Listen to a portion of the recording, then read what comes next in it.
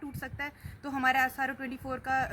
Revoke क्यों नहीं हुआ है अभी तक। और ऐसी ही बात नहीं है कि हमारी ये बात अटल डुल्लू सर तक या LG तक ये पहुंची नहीं है, क्योंकि देखो अभी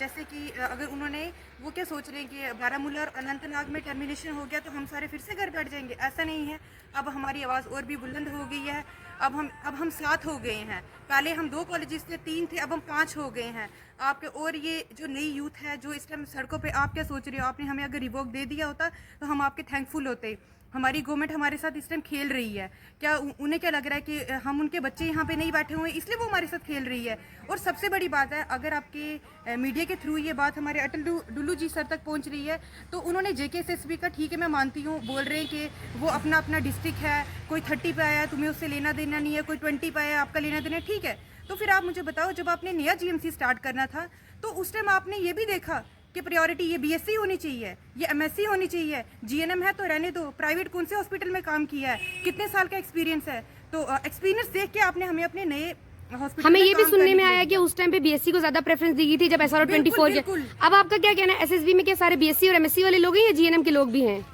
इस टाइम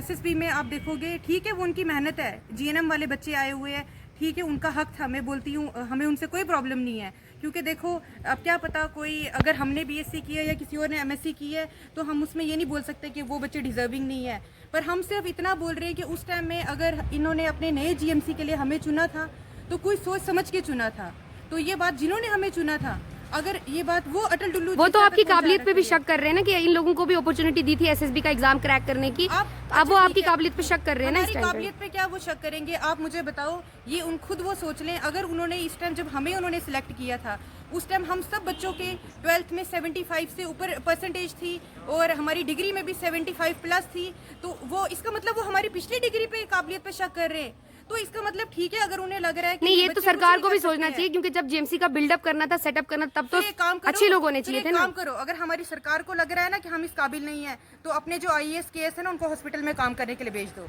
या अटल डुल्लू जी सर को बोलो आओ खुद काम करो हॉस्पिटल में,